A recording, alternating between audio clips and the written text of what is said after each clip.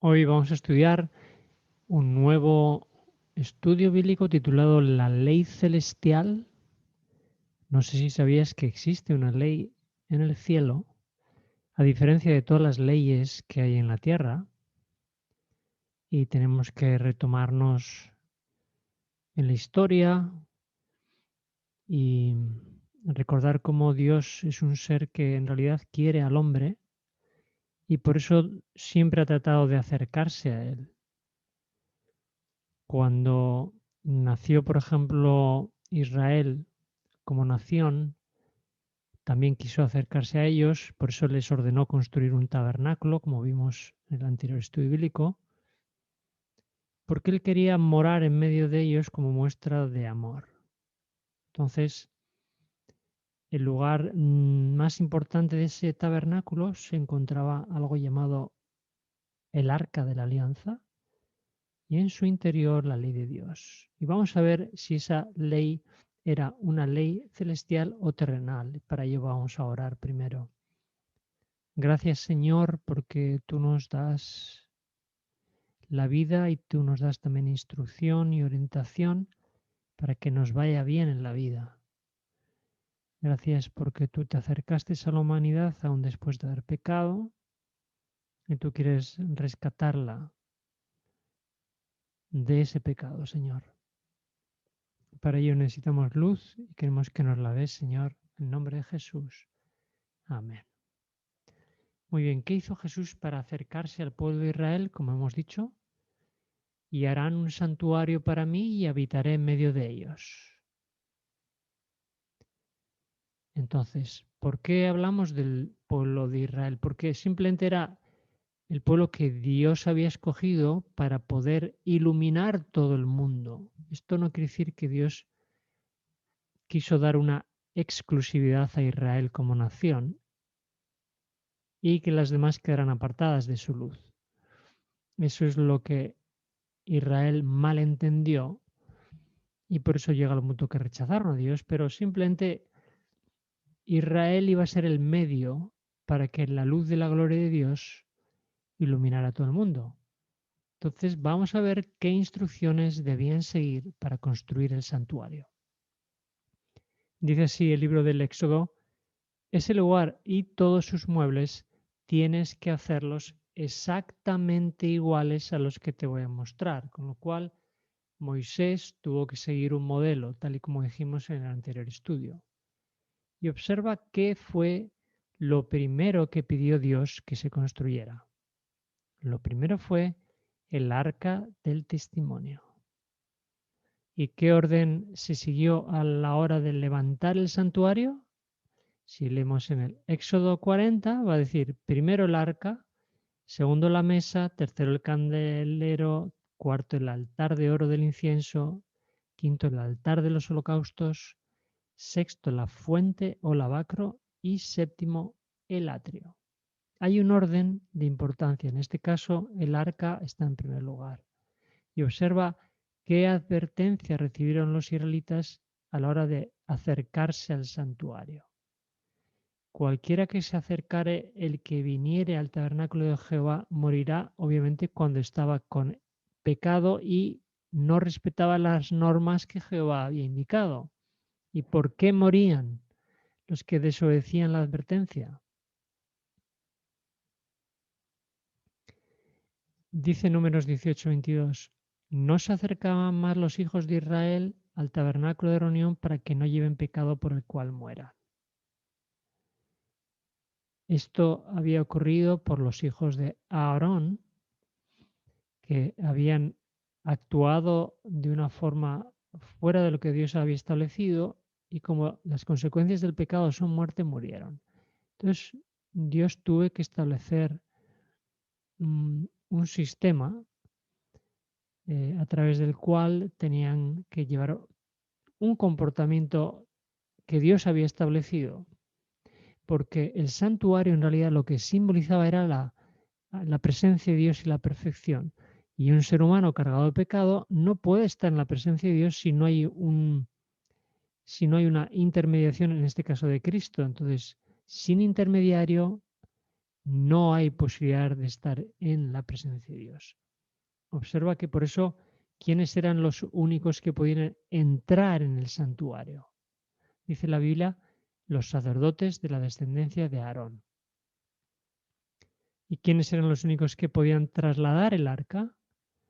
Dijo así, en aquel tiempo apartó Jehová la tribu de Leví para que llevase el arca del pacto de Jehová. No había otras personas de otras tribus que podían hacerlo, eran ellos que habían sido seleccionados. Vendrán los hijos de Coat para conducir, mas no tocarán cosa santa que morirán.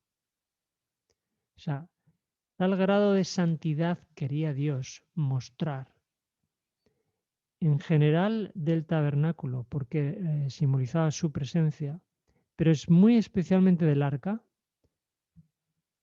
que ni siquiera se podía tocar. Incluso dice, no entrarán al tabernáculo para ver cuando cubran las cosas santas porque morirán. O sea, había solo unas personas encargadas de cubrir los utensilios, los muebles del tabernáculo y nadie más que ellos, porque una vez más Dios quería dar un mensaje de santidad, de reverencia. O sea que podían trasladarla, pero ni tocarla, ni siquiera mirarla. ¿Y qué ocurrió con algunos que desobedecieron esta orden?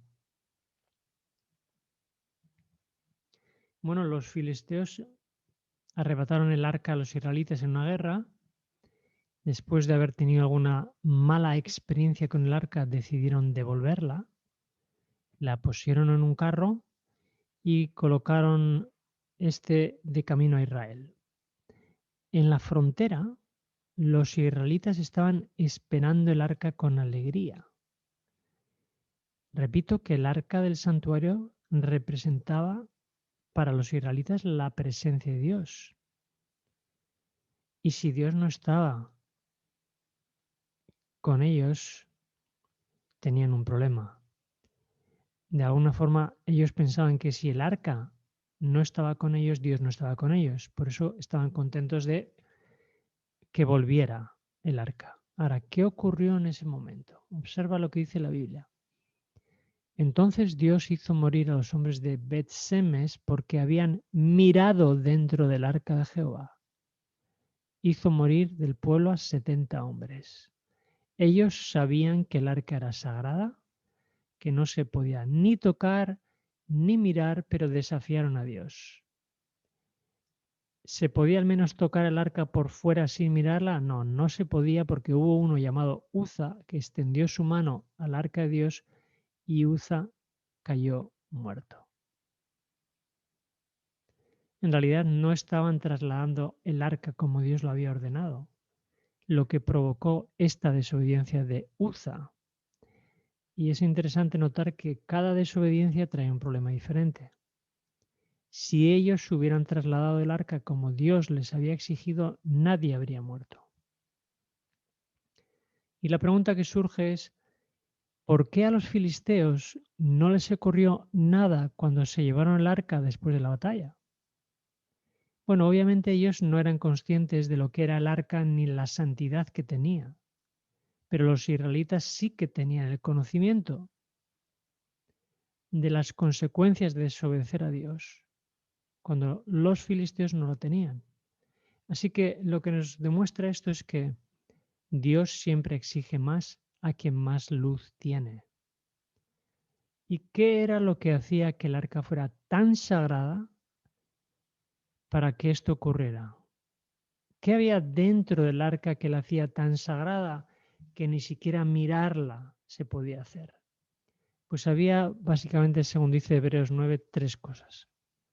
El maná, simbolizando el alimento espiritual, la vara de Aarón, que simbolizaba la resurrección y la vida, que tiene que ocurrir en toda persona que es transformada por Dios. Y estaban también las tablas de la ley que simbolizan el carácter de Dios. Ahora, ¿cuál de estas tres cosas era la más importante para los israelitas? Bueno, en realidad las tablas de la ley eran el reflejo del carácter de Dios, eran su presencia. De hecho, en el templo de Salomón, dentro del arca solo estaban las tablas. Dice Primera Reyes 8:9. En el arca ninguna cosa había sino las 2 tablas de piedra que allí había puesto Moisés en Horeb, donde Jehová hizo pacto con los hijos de Israel cuando salieron de la tierra de Egipto. ¿Por qué era tan importante para ellos las tablas?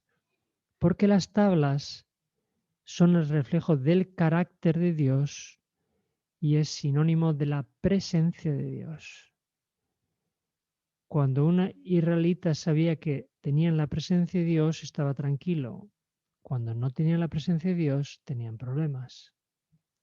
Por eso, ¿por qué tan importantes las tablas? Precisamente por esto.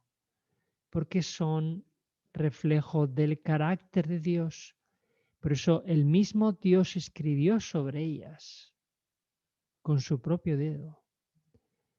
Si nosotros preguntamos quiénes escribieron los libros de la Biblia, obviamente sabemos que fueron profetas, apóstoles, reyes. Y a pesar de que ha sido escrita por hombres, ¿es la Biblia un libro sagrado? Obviamente sí, ¿verdad? ¿Ha dado Dios permiso para cambiarla? Dice Mateo 5:18. De cierto os digo que hasta que pasen el cielo y la tierra, ni una jota ni una tilde pasará de la ley hasta que todo se haya cumplido. Y fíjate qué dice la propia Biblia que ocurrirá con los que pretendan alterarla. En Apocalipsis leemos: si alguno quitare de las palabras del libro esta profecía, Dios quitará su parte del libro de la vida. Con lo cual, el texto sagrado es tan sagrado que si alguno se atreve a quitar o poner, va a tener un serio problema. Y si este libro que estás viendo es tan sagrado, ¿qué pensarías si Dios hubiera escrito alguna porción de la Biblia? ¿No crees que sería aún más sagrada esa porción que la propia Biblia? Indudablemente que sí. Bueno, hay algo en la Biblia que Dios ha escrito él mismo y que no ha querido que ningún hombre escribiera. Dice Éxodo 31:18, tablas de piedra escritas con el dedo de Dios. Esto no fue escrito con el puño de un hombre. Las tablas de la ley fueron escritas con el dedo de Dios, lo que es una señal de inmutabilidad. Como nos dice el texto en Éxodo 32, y volvió Moisés y descendió del monte, trayendo en su mano las 2 tablas del testimonio, las tablas escritas por ambos lados. De uno y de otro lado estaban escritas. Y las tablas eran obra de Dios, y la escritura era escritura de Dios grabada sobre las tablas. Esas tablas las destruyó Moisés en la apostasía del becerro de oro, si recuerdas. ¿Hizo Moisés otras tablas en las que copió los mandamientos de las primeras? Vamos a ver las segundas como fueron escritas. Y el Señor escribió en las tablas los 10 mandamientos tal como lo había hecho la primera vez. O sea que aunque Moisés rompió las primeras tablas y hubo unas segundas, Dios volvió a escribir otra vez sobre ellas. Esto es una forma de resaltar que la ley de Dios es tan importante que solo Dios podía escribirla otra vez. Y si en el santuario terrenal quien entraba, tocaba o miraba donde estaba la ley moría, ¿cuánto más ocurrirá con los que traten de derribar la ley de Dios que está en el santuario celestial? ¿Qué nombre recibe el santuario celestial en el Apocalipsis? Observe bien lo que dice. Fue abierto el cielo, el templo del tabernáculo, del testimonio. O sea que en el cielo se ve el templo del tabernáculo del testimonio. Fíjate qué vio Juan en ese santuario celestial.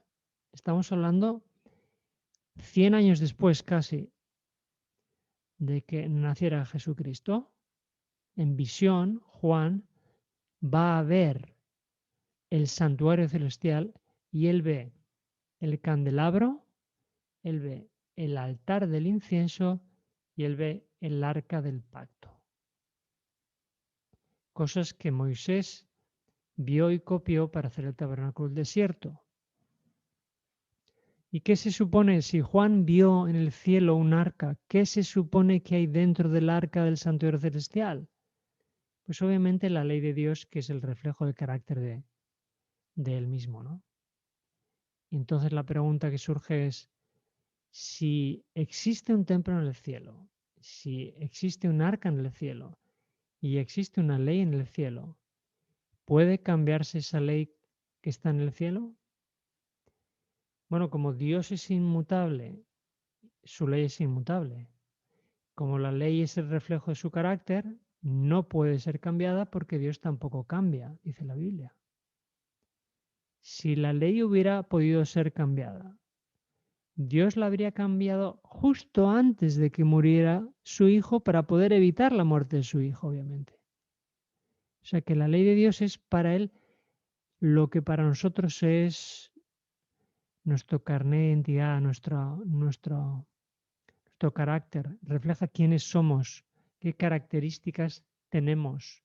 Por eso se nos dice en la Biblia, yo Jehová no cambio. Jesucristo es el mismo ayer y hoy y por los siglos. Jehová no ha cambiado, su santuario celestial no ha cambiado, su templo, su arca, las tablas, la ley, no han cambiado. Ahora, ¿cuál es el propósito que Dios tiene con esas leyes que reflejan su carácter y que siguen estando en el cielo? El propósito en realidad de mostrar su ley, que es su carácter, es colocar su carácter en nosotros. O sea que cuando Dios intenta colocar su ley en nosotros, lo que está intentando es colocar su carácter en nuestra vida. Por eso el texto de Hebreos 8:10 que dice, pondré mis leyes en su mente y las escribiré en su corazón. Yo seré su Dios y ellos serán mi pueblo. Israel trató de obedecer la ley de Dios de una forma legalista, sin tener los corazones convertidos. Pero cuando Dios realmente transforma el corazón de las personas, coloca su carácter en ellas y ese símbolo de su carácter es su ley, los 10 mandamientos. Y Dios quiere colocar su ley en tu mente y en la mía, porque quiere colocar su carácter en tu mente y en la mía. Sin la ley de Dios, en realidad nadie nunca podrá desarrollar completamente el carácter a semejanza del Padre. Ese carácter eterno será lo que nos dé el pasaporte para compartir la eternidad con Dios. Espero que eso sea una realidad en tu vida y también en la mía. Esa ley de las tablas en el santuario celestial, esa ley que Moisés copió, que refleja el carácter del Dios eterno y que están vigentes, que puedan ser parte de nuestra vida para que podamos reflejar el carácter de Dios en esta tierra. Amén.